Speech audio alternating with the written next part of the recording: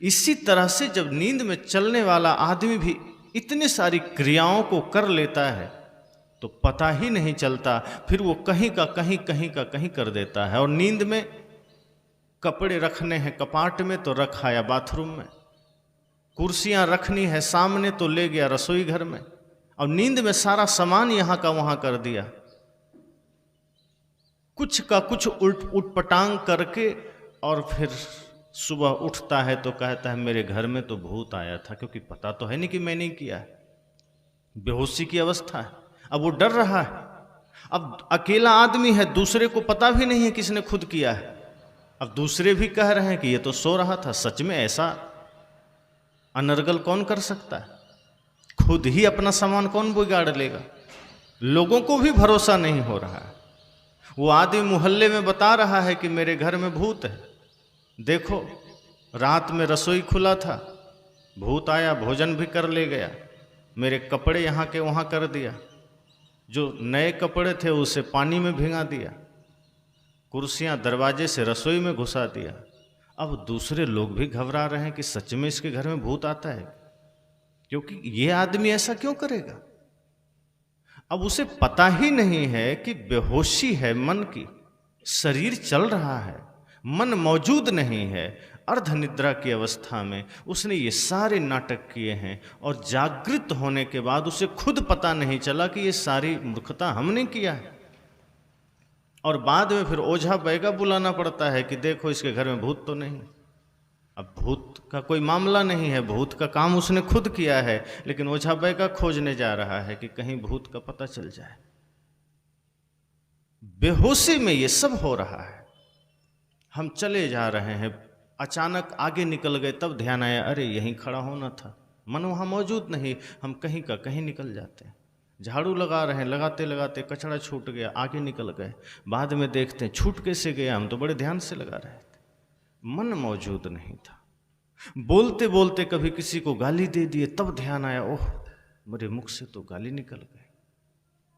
बात करते करते अचानक क्रोध आ गया, बाद में ठंडा हुआ, मन प्रेजेंट हुआ, थोड़ा शांत हुआ, तब ध्यान आया क्रोध नहीं करना था। साहब ने कहा ये अवस्था हर इंसान की है, संतो जागत नींद न कीजिए। हम वही तो करते हैं। जो काम आदमी सोए हुए में करता है, नींद में करता है, सपने में करता है, वो हम जागे हुए में कर रहे हैं। कब क्या बोलना है पता नहीं है, मन मौजूद नहीं, कुछ का कुछ हम बोले चले जाते हैं। ये ख्याल नहीं करते हैं कि हमारे बोलने से रिश्ते बिगड़ सकते हैं, हमारे बोलने से भाई भाई के बीच दीवार खड़ी हो सकती, हमारे बोलने से मित्र दूर हो सकते हैं, हमारे बोलने से माता पिता को दुख हो सकता है। हम ये ख्याल नहीं कर पाते। साहब ने कहा संतो जागत नींद न कीजिए। हे संतों, जागते हुए नींद मत करना। आप जहां रहिए प्रेजेंट रहिए। जब हमारा मन हमारे साथ खड़ा होता है वो जागृति की अवस्था है। जहां हम हैं वहां मन खड़ा है, और जहां हम हैं वहां मन नहीं है, मन कहीं और है, तो ये बेहोशी की अवस्था है। और ऐसी ही अवस्थाओं में अक्सर भूलें होती। आप कभी भी अनुभव करेंगे, जब मुख से गालियां निकल जाए तो आप पाएंगे कि मन वहां मौजूद नहीं था। वो बेहोशी की अवस्था थी, वो मूर्छा की अवस्था थी। और बाद में जब आप जागृत होते हैं तब आपको अकेले में एहसास होता है कि गाली मेरे मुख से कैसे निकल गई, हम चाहते नहीं थे। नशा जब आप करते हैं मन वहां मौजूद नहीं होता, अर्थात होश में नहीं होते। साहब ने कहा होश बहुत आवश्यक है। संतो जागत नींद ना कीजिए, इसलिए जागते हुए नींद मत करना। इस समय कम है, और कम समय में अगर बेहोशी में जीने लगे तो फिर मृत्यु तो आएगी ही एक दिन, फिर उसी बेहोशी में उठा ले जाएगी। जागे हुए इस धरती पर थे नहीं, और सोते सोते चले गए अचानक मृत्यु के पास। इसलिए जागरण बहुत जरूरी है, मन का मौजूद होना जरूरी है। सत्संग में बैठे हैं तो इस भाव से बैठिए कि ये सत्संग ही हमारा सब कुछ है। अभी ये मंदिर है हमारा, गुरुद्वारा है, ये तपस्थली है। इसके अतिरिक्त सब कुछ भूल जाइए, बाहर क्या छोड़ कर आए हैं। सोच लीजिए जो छूटा वो छूटा, हम जहां हैं ये हमारा सब कुछ है। और जिस घड़ी इस भाव से बैठेंगे वही सत्संग हमारे जीवन के लिए दिव्य बन जाता है। अभी हम सत्संग में जाते हैं, लेकिन जब इस भाव से बैठेंगे कि बाहर कुछ नहीं, 2 घंटे सिर्फ ये तपस्थली, ये सत्संग ख्याल में रह जाए, तो अब तक आप सत्संग में आए, लेकिन जब ऐसा भाव आ जाएगा तो सत्संग आप में चला जाएगा, फिर आप वहीं रहेंगे, सत्संग आप में प्रविष्ट हो जाएगा।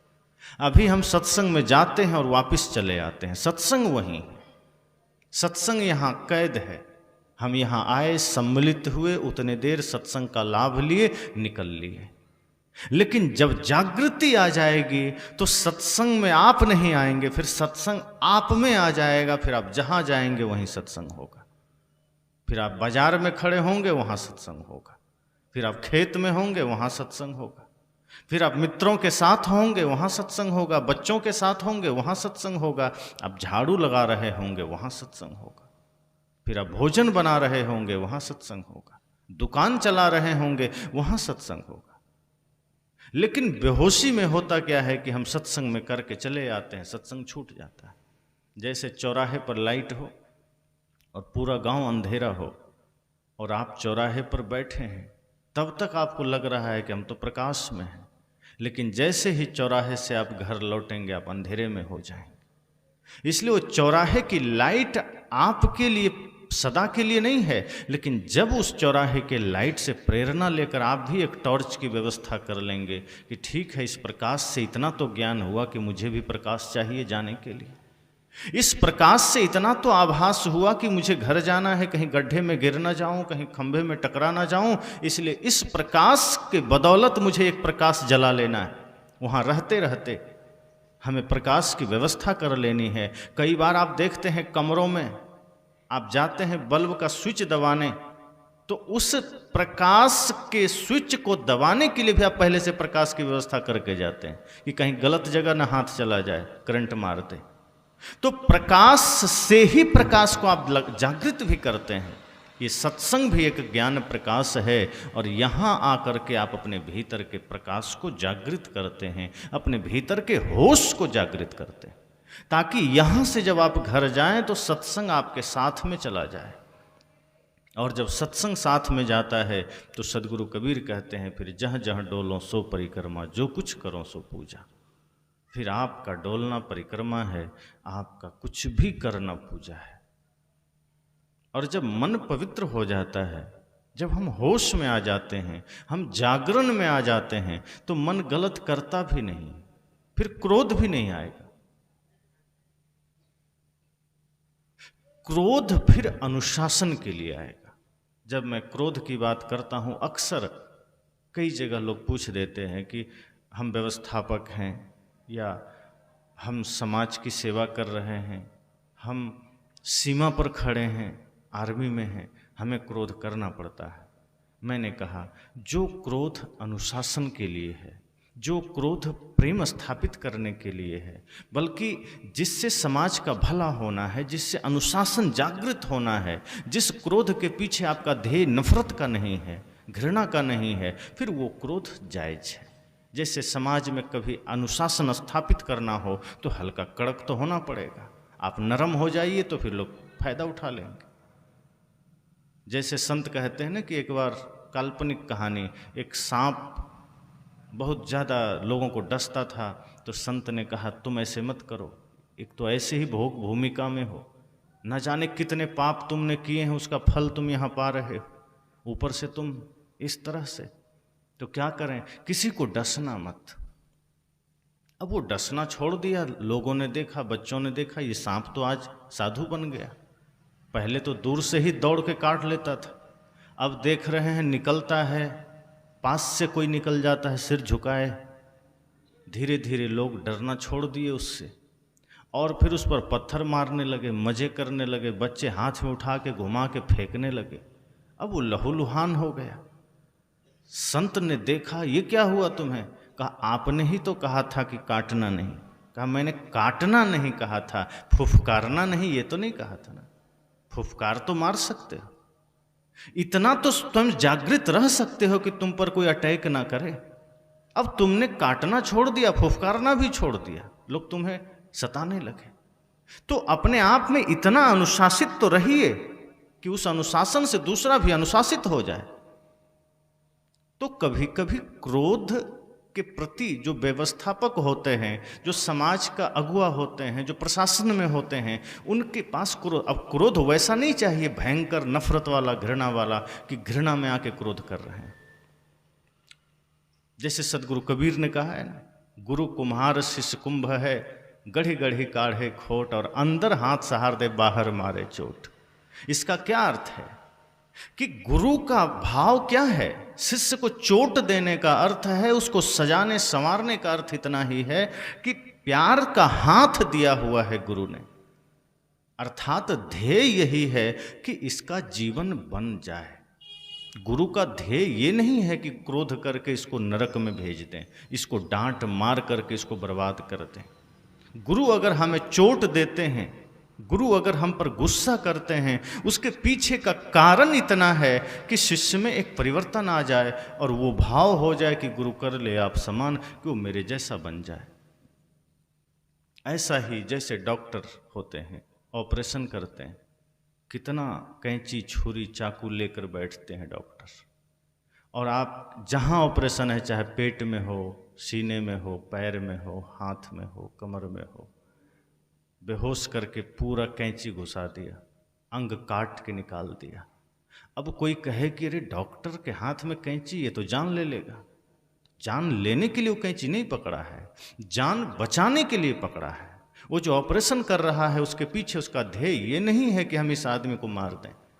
अगर वो आपके अंग को काट रहा है, आपके पास वो कैंची लेके ऑपरेशन कर रहा है, तो उसके पीछे उसका ध्येय यह है कि ये व्यक्ति रोग से मुक्त हो जाए, निरोग हो जाए। इसलिए मैंने कहा कि सदैव हमें इस भाव में जीना है, जागृत होकर के, होश में। हम बेहोश होते हैं तो अनाप शनाप क्रोध कर लेते हैं फिजूल बातों में। जब हम बेहोश होते हैं तो गालियां निकल जाती है, बेहोश होते हैं हम किसी की निंदा में लग जाते हैं, बेहोश होते हैं शिकायत में लग जाते हैं, बेहोश होते हैं तो दूसरों का दोष देखने लगते हैं। बहुत सावधान रहने की जरूरत है। हम किसी का दोष देख रहे हैं, समझ जाइए कि हमारी दृष्टि बाधित हो गई। हम बाहर के आंखों से दूसरों का दोष देख रहे हैं। अच्छा हो कि नेत्र बंद करके हम अपने ही दोषों को देखें, अपने ही दोषों को निहारें, तो शायद वो ठीक हो जाए। लेकिन हम बैठते हैं बड़े इत्मीनान से, कई जगह 2-4 लोग बैठते हैं और एक तरफ से वो दूसरों का दोष ही लिखते और पढ़ते हैं, गिनाते हैं, जैसे कि बहुत बड़ा काम वो कर रहे हैं। एकदम जिम्मेदारी पूर्वक बैठते हैं और दूसरे की निंदा, दूसरे की शिकायत, दूसरे की चुगली, इसके अतिरिक्त कोई काम नहीं। फला आदमी ऐसा है, फला साधु ऐसा है, फला आदमी गलत किया, उसने चोरी किया, उसने छल किया, वो नकली, वो असली, इसी में हमारा पूरा जीवन निकल जाता है। एक संत तो कह रहे थे कि अगर कोई ऐसा भी समाज में आ गया जो नकली है, जैसे इसी वेश में बहुत से असली नकली भी घूम रहे हैं। अक्सर नकली लोग सामने आ जाते हैं। साहब ने कहा वेश देख मत भूलिए, बूझ लीजिए ज्ञान बिना कसौटी होत नहीं कंचन की पहचान। तो एक संत ने बड़ी गहरी बात कही कि अगर कभी लगे कि ये नकली साधु है, ये नकली आदमी है, तो भी नफरत मत करना। बस ये सोचना कि इसने जो ज्ञान दिया है ये तो असली है। वो आदमी भले नकली है, ज्ञान तो इसका असली, उससे हमें क्या लेना देना। ज्ञान ले लो, बात खत्म, उससे कोई लेना देना। और कई लोग ये कहते हैं कि नहीं आज तो असली है ही नहीं, सब नकली हो गया, आज तो असली संत मिलते ही नहीं हैं, सब नकली मिलते हैं। संत ने कहा अरे भाई जरा ध्यान दीजिए, नकली आया कहाँ से? अगर कोई असली है ही नहीं तो नकली कहाँ से आ गया? फोटो कॉपी किसका बनता है? ओरिजिनल का ही ना। जब तक ओरिजिनल है ही नहीं तो फोटो कॉपी कहाँ से आ गया? नकली तो असली का ही बनता है। अगर कोई असली है उसी का नकली घूम रहा है। अगर नकली ही नकली हो तो फिर कैसे बनेगा? किसका नकली? कोई कहे कि मुझे ऐसा ही मोबाइल चाहिए तो ऐसा है तब ना इसके जैसा चाहिए। कोई कहे मुझे फोटो कॉपी करवाना है, आप जाते हैं जेरोक्स करवाने, तो ओरिजिनल जो आपके पास होता है उसको देते हैं, फिर वो उसका फोटोकॉपी आपको करके जेरोक्स करके दे देता है। संत ने कहा कि अगर आपको कभी ऐसा लगे तो आप ये समझना कि हमें सिर्फ उसके ज्ञान से मतलब है। ठीक ऐसे ही जैसे आप मिठाई की दुकान पर गए, मिठाई खरीदे, तो आपको मिठाई से मतलब है, हलवाई से कोई मतलब है? आप ये सोचते हैं कि हलवाई का नाम पता पहले जाने, उसका कुंडली जाने, कहाँ का है, कैसा है, तब मिठाई लेंगे? आप सोचते हैं नहीं, कोई ज़रूरत नहीं, हमको मिठाई लेना है, बात खत्म। मिठाई लिए चल दिए, मिठाई से काम है, मिठाई खाना है। तो ऐसे ही और कभी कभी वही ज्ञान आपको असली तक पहुंचा देता है, कभी कभी वही नकली आपको असली के पास ले जाता है। इसलिए अपने मन में साहब ने कहा इतना होश जागृत कर लीजिए कि दोष कहीं देखिए ही नहीं, जागृत रहिए, होश में रहिए। कोई अगर गलत कर रहा है उससे सावधान रहिए, नफरत मत करिए। आपको किसी का जीवन पसंद नहीं, व्यवहार पसंद नहीं, तो साहब ने ये नहीं कहा कि साथ में बैठिए और घूमिए, लेकिन इतना करिए उसकी उपेक्षा कर दीजिए। एक शब्द शास्त्रों में आया है उपेक्षा। ना नफरत है ना उससे प्यार है, उपेक्षा का भाव है।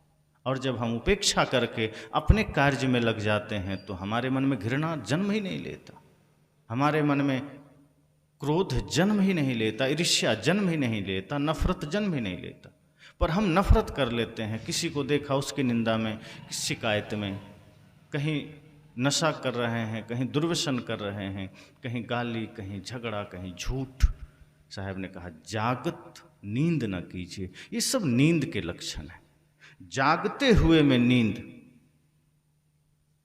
और जब जागते हुए नींद होता है तो फिर हम जीवन को जी नहीं पाते हैं, फिर ये जीवन बोझ बन जाता है, फिर हम इसको ढोते हैं। और जब जीवन ढोया जाए तो फिर जीवन समझना कि जिस हेतु से पाया था वो मिला नहीं, वो किया नहीं, फिर हमने सिर्फ जीवन को गंवा दिया। जन्म सब धोखे में खोए दियो, तूने कबहू न राम कहो। इसलिए सदगुरु कबीर ने बड़े ही गहरे तरीके से इस पद में कहा कि संतो जागत नींद न कीजिए। अपने जीवन को ऐसा बनाइए कि आप जागत रहिए, आँखें भी खुली रहे और भीतर की भी आँखें खुली रहे, बाहर की भी और भीतर की भी। हमारी बाहर की आँख खुली है, भीतर की बंद हो जाती है। अब कोई आदमी शराब पी रहा है तो वहाँ पर आप क्या कहेंगे?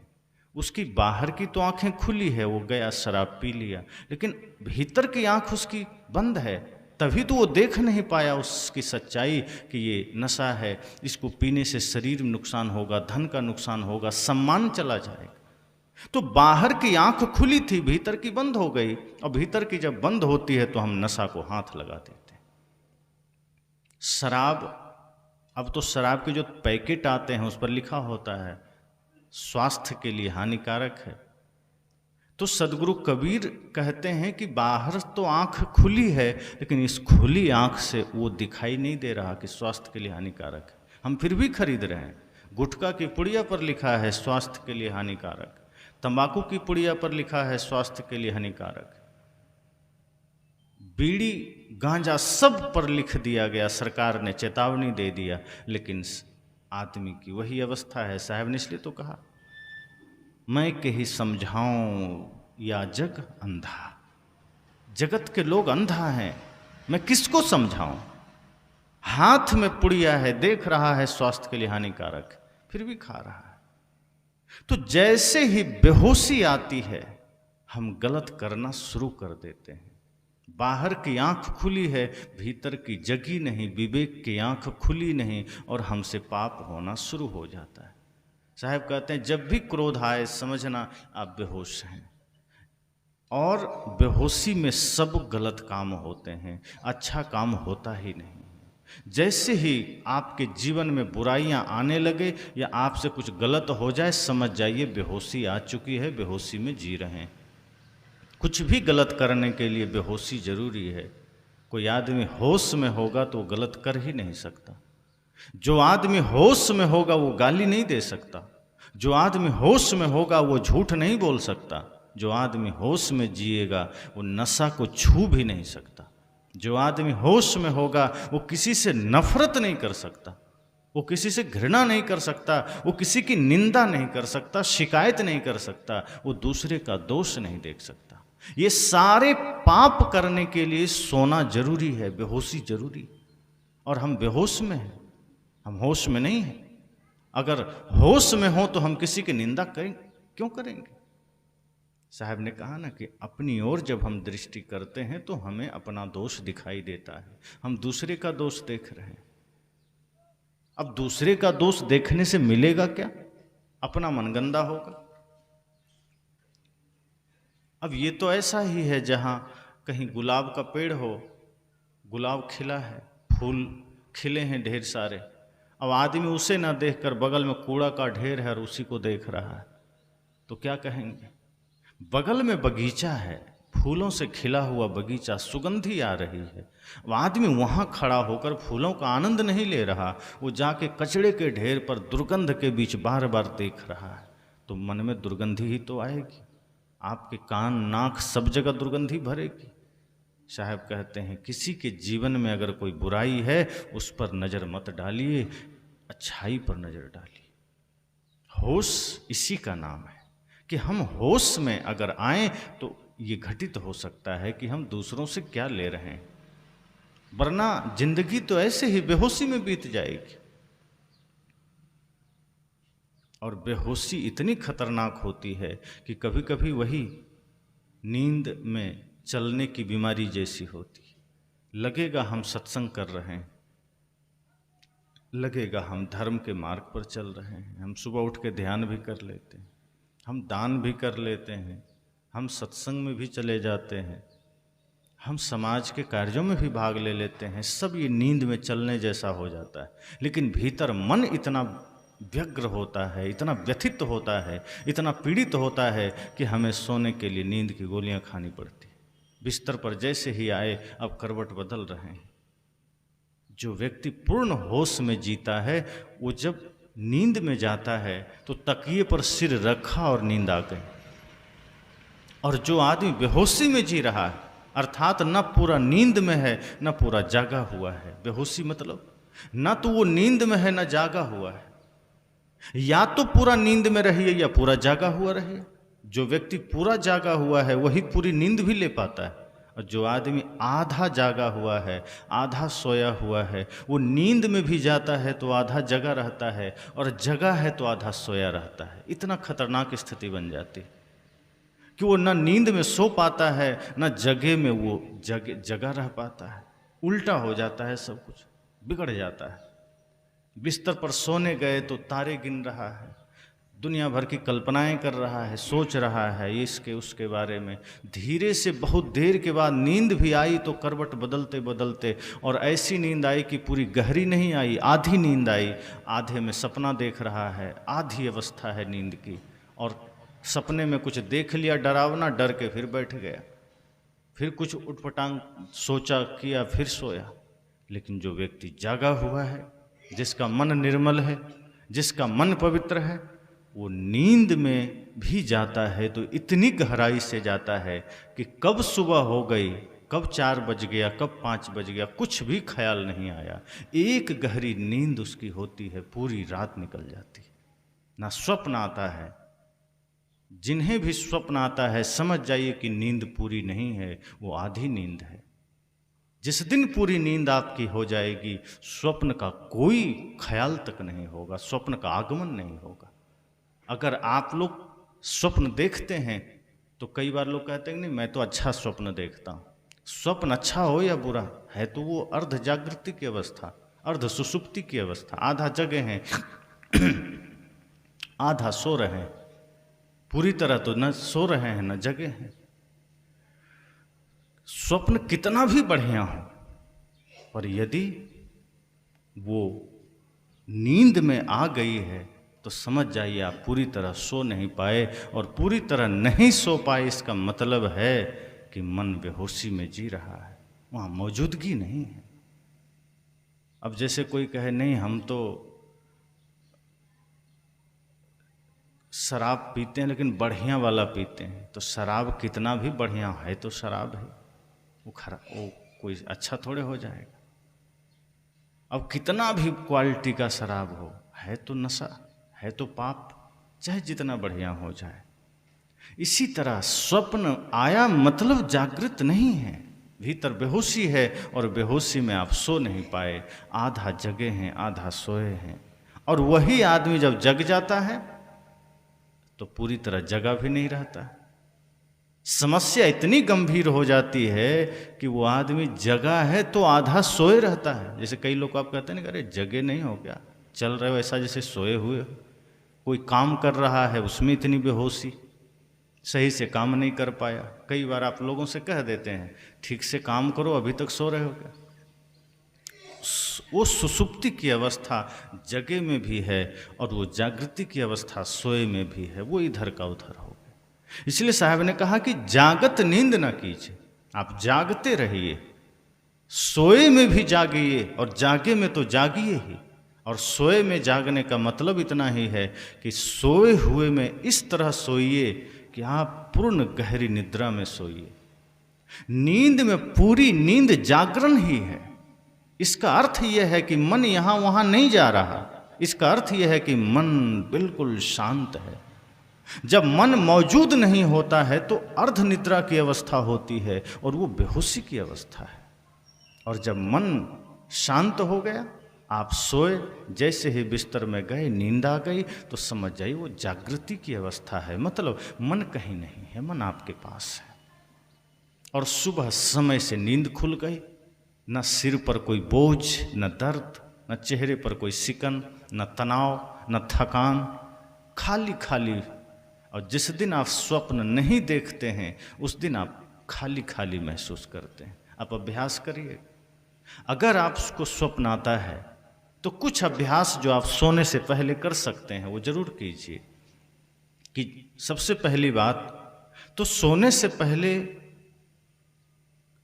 अगर 9 से 11 के बीच आप सो रहे हैं, चूँकि अब तो समय लोगों का बढ़ गया है मोबाइल टीवी की वजह से, कि बिस्तर पर जाने के बाद आदमी कम से कम आधे से 1 घंटा तो मोबाइल चलाता ही चलाता है। कई लोग ज़्यादा भी चलाते हैं, कई लोग 12-1 बजे जाके सोते हैं। अब जो 12-1 बजे सो रहे हैं वो 4 बजे कैसे जगेंगे? वो तो 8 बजे जगेंगे, उनके लिए तो सूर्योदय 8 बजे होगा। और जो ब्रह्म मुहूर्त में नहीं जगेंगे वो स्वस्थ कैसे रहेंगे? और जो स्वस्थ नहीं रहेंगे उनका मन स्वस्थ कैसे होगा? और जब मन स्वस्थ नहीं होगा तो चिंतन कैसे स्वस्थ होगा? और जब सोचना ही बिगड़ जाए तो पूरा जीवन बिगड़ गया।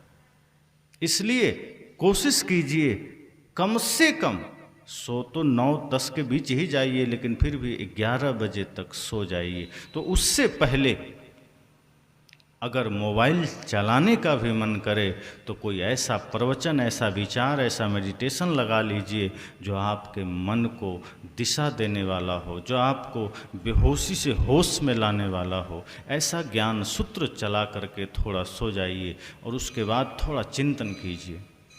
अपने दिन भर की समीक्षा कीजिए, चिंतन कीजिए कि मैं शरीर नहीं हूँ, शरीर मेरा घर है, ये मुझे मिला है।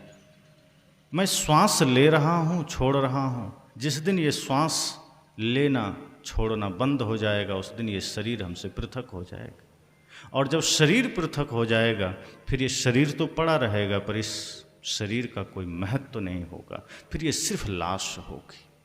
और जो शरीर इतना क्षणभंगुर है उसको पा करके इतनी बेहोशी क्यों? शरीर तो साधन है, इस शरीर तो मिला ही है प्रेम के पथ पर चलने के लिए। ये शरीर मिला है सत्य के पथ पर चलने के लिए, ये शरीर मिला है धर्म के पथ पर चलने के लिए, समाज, राष्ट्र बल्कि पूरी मानवता की सेवा के लिए। इस भाव के साथ कि शरीर हमसे पृथक है, हम इससे पृथक हैं, इस शरीर और मेरे वजह से ये बीच में मन खड़ा हो गया। लेकिन हमें शरीर में जब आसक्ति होने लगती है, शरीर के प्रति बहुत ज़्यादा राग होने लगता है, और फिर शरीर के साथ साथ शरीर से जुड़े हुए प्राणी पदार्थों में जब हमारी आसक्ति बन जाती है तो ये मन हमें फिर उन्हीं चीज़ों में भटकाता है, घुमाता है, फिर दौड़ाता है, फिर हमें परेशान करता है, पीड़ित करता है। और जब हम ये धीरे धीरे चिंतन करते करते कि नहीं, ना मैं देह हूँ, ना मैं मन हूँ, न ये संसार मेरा है, बस ये संसार मेरे प्रयोग के लिए है, इस शरीर मेरा साधन है, इसके अतिरिक्त इस शरीर से हमारा कोई लगाव नहीं। और ये जो परिवार समाज में मैं जी रहा हूँ, ये मेरा धर्म है, कर्तव्य है, फर्ज है, मैं ये जिम्मेदारी निभा रहा हूँ। निष्काम भाव से, निस्वार्थ प्रेम से, निश्चल मन से, जब इन संकल्पों के साथ धीरे धीरे श्वास को आप केंद्रित करेंगे, श्वास पर मन को, धीरे धीरे लंबी गहरी श्वास लीजिए, क्योंकि आपके मन की अवस्था के साथ साथ श्वास की अवस्था भी बदलती चली जाती है। आप अनुभव करेंगे, जब आप गुस्से में होते हैं आपके श्वास में उथल पुथल हो जाता है, वो तेज़ी से चलने लगता है। इसलिए आप कई बार क्रोध की अवस्था में ब्लड प्रेशर चेक कराइए तो आपका ब्लड प्रेशर बढ़ा हुआ रहेगा, क्योंकि क्रोध में पूरा शरीर हलचल में आ जाता है। आपकी सांसें तेज हो जाती है, धड़कन तेज हो जाती है, और ऐसी ही अवस्थाओं में फिर शरीर भयंकर रुग्ण हो जाता है। इसलिए आप उस वक्त ये ध्यान दीजिए कि जितना स्थिर आपकी श्वास होगी, आपका मन उतना स्थिर होगा, आपका विचार उतना स्थिर होगा। श्वास, इसलिए बुद्ध की साधना में श्वास पर मन को केंद्रित करने की बात कही गई। आप जब बुद्ध को पढ़ेंगे, भगवान बुद्ध को, तो उन्होंने कहा कि श्वास के साथ साथ मन को साधो। जो श्वास आ रही है, जा रही है, आप नेत्र बंद कीजिए, आती जाती श्वास पर मन को ठहराइए। हर श्वास के साथ धीरे धीरे श्वास की गति को इतना स्थिर कर दीजिए कि जैसे बस एक धागे की भांति, एक पतले धागे की भांति, कोई कंपन नहीं, कोई अस्थिरता नहीं, कोई हलचल नहीं, बड़ी ही शालीनता, बड़े ही भाव से धीरे धीरे जब लंबी गहरी श्वास और धीरे धीरे आपका मन उस पर केंद्रित होगा, आप पाएंगे कि फिर कब आपको नींद आ गई पता भी नहीं चलेगा, और एक गहरी नींद आएगी, फिर कोई स्वप्न नहीं आएगा। अगर इतना आप करके देखिए तो आपको कोई स्वप्न नहीं आएगा, और जब सुबह आपकी नींद खुलेगी तो ऐसा मालूम पड़ेगा जैसे एक नया सूर्योदय हमने देखा है, जीवन का एक नया सवेरा मिला है जो आज तक हमने देखा नहीं। इतना फ्री आप महसूस करेंगे, आपका सिर इतना हल्का आपको लगेगा कोई बोझ नहीं, कोई तनाव नहीं, जैसे कोई नई जिंदगी मिल गई। और सुबह उठते ही पुनः नेत्र बंद कीजिए, धीरे से लंबी गहरी श्वास लेकर पुनः श्वास पर मन को ठहराइए और संकल्प लीजिए कि आज मुझे अपने पूरे दिन भर को दिव्य बना देना है, प्रेम के साथ जीना है, सत्य के साथ जीना है, न्याय के साथ जीना है। मेरा हर कर्म आज पूजा बन जाना चाहिए। कल क्या करना है मत सोचिए, आज का संकल्प लीजिए।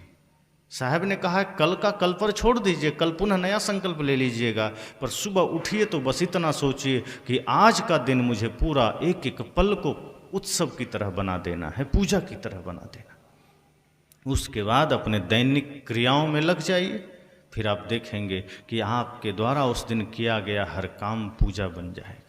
फिर उस दिन आपके द्वारा बोला गया एक एक शब्द महत्वपूर्ण हो जाएगा। फिर उस दिन आपके द्वारा सोचा गया हर वचन बहुत बड़ा चिंतन बन जाएगा। इसलिए साहब ने कहा कि जागत नींद न कीजिए। ये जागते हुए नींद बड़ा खतरनाक है कि हम जागे हैं लेकिन नींद में हैं तो नशा कर लेते हैं। जागते हुए नींद का अर्थ यही तो है कि हमारी आंख खुली है, हम क्रोध कर बैठते हैं, हम गाली दे बैठते हैं, हम मांस मछली का सेवन कर लेते हैं, हम अपने भाई के साथ विवाद कर लेते हैं। साहब ने कहा जागते हुए में नींद मत करना। अगर जागते हुए में नींद करेंगे तो बाहर से तो भक्त होंगे, लेकिन भीतर से फिर वो मन आपको बेचैन करता रहेगा, आपके भीतर फिर देवत्व को स्थापित नहीं होने देगा। जैसे आज पूरा भारत उत्सव मना रहा है श्री राम के आगमन का, कि अयोध्या में श्री राम का आगमन हुआ। सच पूछिए तो जिस राम की बात सदगुरु कबीर ने किया है वो राम आपके हृदय से कभी गए ही नहीं थे। वो एक इतिहास का हिस्सा है राम जो वहाँ स्थापित हुआ, ठीक है, लेकिन वो उससे एक हम प्रतीक अपने जीवन में ले सकते हैं कि जिस प्रकार श्री राम का आगमन अयोध्या में हुआ उसी तरह से हम सब के जीवन में राम का आदर्श का आगमन होना चाहिए, राम के चरित्र का आगमन होना चाहिए। राम मूर्ति रूप में तो वहाँ आ गए, लेकिन राम की मूर्ति से हम क्या करेंगे? वही जागत नींद न कीजिए। साहब ने कहा कि जो लोग राम जी की स्थापना करा गए, जो लोग उसमें सम्मिलित हो गए, जो लोग दर्शन कर रहे हैं, आप जब समीक्षा करेंगे तो पाएंगे वो जागे तो हैं लेकिन जागे में सोए हुए हैं। इसलिए वो लोग राम का नाम ले रहे हैं, राम की पूजा कर रहे हैं, लेकिन घर में अपने भाई के साथ वो रावण जैसा व्यवहार कर रहे हैं। अपने माता पिता के साथ वो राक्षसों वाला व्यवहार कर रहे हैं। और जिस दिन जागत नींद न कीजिए, जिस दिन हमारी निद्रा खत्म हो जाएगी, जिस दिन हम पूर्ण रूप से जागृत हो जाएंगे, उस दिन राम का चरित्र का आगमन हमारे हृदय में होगा।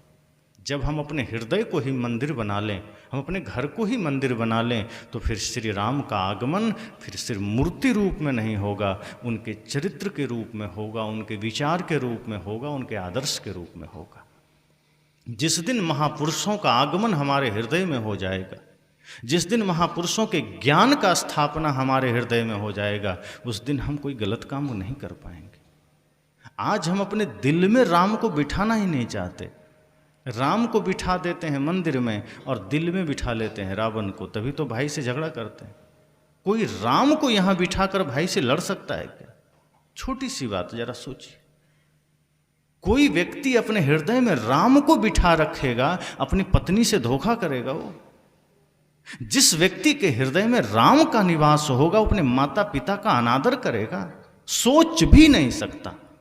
जो राम अपनी सौतेली मां तक का हृदय से सम्मान करते हैं, जो अपने भाई से प्रेम करते हैं, जो अपनी प्रजा से प्रेम करते हैं, जो पत्नी के साथ मर्यादा का धर्म निभाते हैं, जिन्होंने एक पत्नी व्रत धर्म का पालन किया, किसी दूसरे स्त्री की तरफ आंख उठाकर नहीं देखा।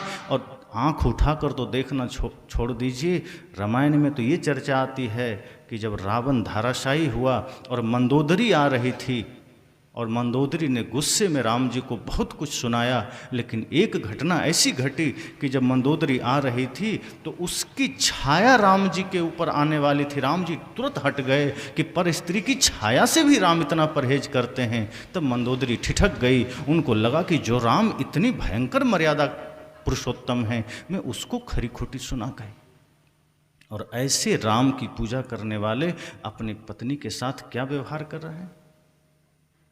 पत्नी को दासी समझ लिया, पत्नी के साथ दुर्व्यवहार करते हैं, पत्नी होते हुए कहीं और कुदृष्टि करते हैं, तो वो राम का भक्त हो नहीं सकता। इसलिए मैंने कहा कि सदगुरु कबीर की बात में वो सारा ज्ञान समाहित है जो हमारे संपूर्ण विश्व को प्रेम के पथ पर, जागृति के पथ पर, होश के पथ पर ला सकता है। आज हम राम राम करें, लेकिन वो राम का आचरण, वो राम का चरित्र हमारे दिल में स्थापित हो जाए। आज हम खुशियां मनाएं, लेकिन खुशियां मनाने के बाद, राम की पूजा करने के बाद, राम को मंदिर में दर्शन करने के बाद और घर में आके मांस खा रहे हैं, तो वो कैसा राम भक्त हुआ? इसलिए साहब ने कहा कि ये जागते हुए सोना हुआ। जागत नींद न कीजिए कि मुख से राम चल रहा है लेकिन हम सो रहे हैं, तो छुरी भी चल रहा है, मुख में राम, बगल में छुरी। मुख में राम राम चल रहा है और दुकान पर बैठे तो दूसरों के साथ ठगी भी कर रहे हैं। तो जागे में सोना ही तो हुआ। साहब कहते हैं जागते हुए मत सोना, जागते हुए बेहोश मत होना, कोई गलत काम मत करना। ध्यान रखिए, भक्त होना का अर्थ ये नहीं कि आप किसी से दीक्षा ले लिए या किसी भगवान की पूजा कर लिए, मंदिर चले गए, सत्संग में चले गए, भक्त हो गए। भक्त होने का अर्थ है कि भक्ति जीवन में जागृत हो जाए। भक्त होने का अर्थ है कि आपके हृदय में करुणा, अहिंसा, सत्य जागृत हो जाए। परहित सरिस धर्म नहीं भाई, पर पीड़ा सम नहीं अधमाई। कि जो दूसरे के प्रति भी जो द्रवित हो उठे, दूसरे के प्रति भी जो करुणा का भाव रख सके, दूसरे के प्रति भी जो प्रेम का भाव रख सके, संपूर्ण सृष्टि के प्रति जो न्याय का भाव रख सके, वो भक्त है। और जो व्यक्ति दूसरे से नफरत करा, घृणा कर रहा है, जो दूसरे के धन को देखकर जल रहा है, जो दूसरे की सफलता को देखकर जल रहा है, आपका अपना बेटा अगर सफल हुआ तो आप खुशियां मना रहे हैं, भंडारा कर रहे हैं। दूसरे का बेटा सफल हुआ तो आप मंदिर चले गए, भगवान कृपा करना उसको, उसका बेटा फेल हो जाए। ऐसे भी लोग हैं जो मंदिर भगवान से जाकर यही मांगते हैं कि हमें तो स्वर्ग दे दो, लेकिन मेरे पड़ोसी को तो नरक में भी जगह मत देना। साहब ने कहा ये जागा हुआ सोना हुआ, आंख खुली है लेकिन आदमी बेहोश है। आँख खुली है लेकिन आदमी सोया हुआ है। अब हमारी आंखें खुली है, हम चल रहे हैं, बोल रहे हैं, घर में काम कर रहे हैं, लेकिन बेहोशी जब रहेगी, जब तक हम सोए रहेंगे गलत होते रहेगा, हमसे अनाप शनाप काम होते रहेंगे, हम कुछ भी सही नहीं कर पाएंगे। इसलिए साहब के इस वाणी को हम सबको हृदयंगम करना चाहिए। हम सबको सोचना चाहिए कि कहीं हम भी तो नहीं जागते हुए सो रहे हैं, कहीं हम भी तो नहीं सोए सोए सब कुछ कर रहे हैं। सारा काम सोए हुए में चल रहा है और ये सोना बड़ा खतरनाक है। ये जीवन जागने के लिए मिला है, ये मनुष्य शरीर जागने के लिए मिला है। भोगने के लिए तो अंडज पिंडज उसमच खानियाँ है ही। अगर यहाँ अच्छा काम नहीं कर पाए तो आगे तो जाना ही है चींटी कीट पतंग में, सांप छुछुंदर घोड़ा हाथी बैल गधा, न जाने कौन शरीर मिल जाए कौन जानता है। संतों ने कहा जैसा आप संस्कार बना के जाएंगे, जैसा कर्म करके जाएंगे, वैसे शरीर आपको मिल जाएगा। अगर इस जीवन में कुछ धर्म के दीप जला सके, अगर आपस में प्रेम से जी सके, अगर अपने भीतर से नफरत घृणा ईर्ष्या को मिटा सके, तो संभव है कि पुनः मनुष्य शरीर मिले और पुनः और ज़्यादा भक्ति किए तो शायद मोक्ष भी मिल जाए, फिर आना जाना भी बंद हो जाए। लेकिन अगर मनुष्य शरीर में आकर मनुष्यता का तो कोई काम नहीं किया, अगर हमने फिर से पाप की ही कमाई की है, तो फिर न जाने कहाँ जाके भटकना पड़ जाए, फिर न जाने किस योनि में चले जाएं कि फिर आभास भी नहीं रहेगा। आप देख लीजिए अपने आसपास जानवरों को। अब तो मौसम ठीक हो गया, थोड़ी ठंडी थी, जानवर बाहर परेशान हैं, लोग डंडे मार रहे हैं। जिस जानवर को आपने पाला है उसको तो किसी तरह अपने घर में जगह दे दिया, जो पालतू है। लेकिन जो फालतू है, न उसको भोजन, न उसको आवास, न ठंडी में कोई जगह, वो कितनी भयंकर पीड़ा को झेलता होगा। जरा एक बार विचार करके देखिए। एक छोटी सी चींटी के जीवन को देखिए, एक कुत्ते को जीवन को देखिए, एक छोटे छोटे जीवों के बारे में जरा सोचिए, वो किस पीड़ा से गुजरता होगा। हम सबको थोड़ी सी भी दिक्कतें होती है, तकलीफ़ें होती है, हम हाय तौबा करने लग जाते हैं। अभी चलते चलते अचानक एक कंकड़ भी आपके पैर से टकराए और आप हल्का गिर जाएं, जख्म हो जाए, आदमी परेशान हो जाता है। एक धूल आपके आँख में चली जाए तो आप परेशान होते हैं, कितना कष्ट होता है। हाथ में चोट आ जाए, पैर में चोट आ जाए, कितना कष्ट होता है। हम उस कष्ट से जल्दी मुक्ति चाहते हैं। बुखार आ जाए, सिर दर्द हो जाए, कितनी तकलीफ़ें होती है। लेकिन वो सारे जीव जंतु कितने भयंकर कष्ट सहते होंगे, कभी आपने सोचा? और सोचिए, उसमें जाना पड़ सकता है, उसमें हम सबको भी जाना पड़ सकता है यदि इस शरीर में हम बेहोश हो गए तो। इसलिए जागरण जरूरी है। साहब की इस वाणी को हम सब विचार करें कि संतों जागत नींद न कीजिए। साहब ने कहा, संतों, ए सज्जनों, जागते हुए नींद मत करना। अर्थात आँख खुली रखना तो भीतर की भी आँख खुली रखना। ऐसा नहीं कि ये बाहर की आँख खुली है और भीतर विवेक की आँख बंद हो जाए। क्योंकि बाहर की आंख खुली है, लेकिन जब भीतर की आंख बंद हो जाती है तो हम सही गलत समझ नहीं पाते, फिर हानि लाभ समझ नहीं पाते, फिर अच्छा बुरा समझ नहीं पाते, फिर जो गलत है हम उसे ही स्वीकार में लग जाते हैं। क्योंकि मन हमें वहीं ले जाता है जो गलत है। मन कभी आपको योग में नहीं ले जाएगा, मन कभी आपको धर्म पर नहीं ले जाएगा। क्योंकि मन अनादि काल से माया के साथ मित्रता कर रखा है। मन अनादि काल से गलत चीज़ों का अभ्यासी है। इसलिए आज भी आप अगर थोड़ा सा मन को ढीला छोड़ेंगे, वो आपको गलत जगह ले जाएगा। वो आपको नहीं कहेगा सत्संग में चलो, मन आपको यही कहेगा अरे सिनेमा में चलो, सत्संग में क्या रखा है। अगर आप थोड़ा सा असावधान हो जाएं तो मन आपको शराब की दुकान पर खड़ा कर देगा, मन आपको गुटखे की दुकान पर खड़ा कर देगा, मन आपको व्यभिचार के अड्डा पर खड़ा कर देगा, मन आपको जुआ के अड्डे पर खड़ा कर देगा, मन आपको दुनिया भर के राग रंग में ले जाके खड़ा कर देगा। मन आपको तत्क्षण माया से जोड़ देगा। लेकिन जब आप थोड़ा जागृत, थोड़ा सा सावधान होते हैं, पूर्व का कोई संस्कार हल्का जागृत होता है, तो आप अंतरात्मा की आवाज़ सुनते हैं कि नहीं, सत्संग में जाना है, हमें ज्ञान की चर्चा सुनना है। मन को आप नज़रअंदाज कर देते हैं। और जब यहाँ आते हैं, ज्ञान की चर्चा सुनते हैं, तो इस ज्ञान का रंग हल्का सा मन पर भी चढ़ता है, तब मन भी थोड़ा थोड़ा धार्मिक होने लगता है। तभी तो संतों ने कहा, रंग दे प्रभु ज्ञान के रंग में काया, रंग ना ले इस पापी मन को अपने रंग में माया। हे प्रभु, इस ज्ञान के रंग में हमें रंग दो। अगर आपने देरी किया तो क्या पता ये माया इस मन को अपने रंग में रंग ले, और कहीं मन को माया ने रंग लिया फिर कोई बचा नहीं सकता।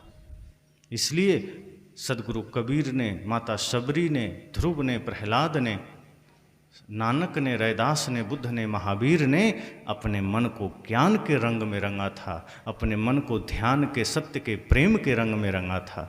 यही जागृति की अवस्था है, यही होश की अवस्था है। हम सब भी इसी होश में जिएं, इसी जागृति में जिएं कि सत्संग में आएँ तो सत्संग हम सबको इतना जागृत कर दे कि बाहर की आँखों के साथ साथ भीतर की भी आँख खुले और हम सही गलत जान सकें। क्या बोलना है, क्या नहीं बोलना है, इसका ध्यान रहे। कहाँ जाना है, कहाँ नहीं जाना है, इसका ध्यान रहे। हमारा किया हुआ हर कर्म सेवा बन सके, पूजा बन सके, इसका ध्यान रहे।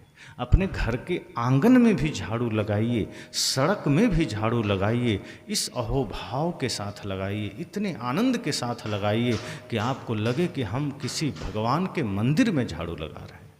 जब इतना पवित्र मन हो जाएगा कि आपका हर कर्म पूजा बन सके, आपका हर चिंतन पूजा बन सके, तो आप सदगुरु कबीर की वो वाणी सार्थक हो जाएगी कि जागते हुए में भी सोना नहीं है, जागते हुए में भी जागे रहना है। आँख खुली रहे और चेतना भी खुली रहे। हमारी चेतना सो जाती है। जब हमारा संबंध चेतना से हटता है वही बेहोशी की अवस्था है, और जब हमारा संबंध चेतना से स्थापित हो जाता है तब वो जागृति की अवस्था है। इसलिए ऐसा कुछ मत करिए कि चेतन शून्य हो जाए, चेतना अलग आप अलग। जैसे ही चेतना, जैसे ही जागृति खत्म होती है, हम गलत करने को तत्पर हो जाते हैं, और धीरे धीरे इतने गलत मार्ग में हम चले जाते हैं, बाद में लगता है कि हम तो इतना सोचे नहीं थे, कैसे हो गए, इतना गलत हमसे कैसे हो गया। इसलिए आज के इस सत्र में इतना ही, क्योंकि पुनः अगला सत्र 3 बजे से आरंभ होना है। तो आप सबको बहुत बहुत धन्यवाद और शुभकामना देते वाणी को विराम देता हूँ।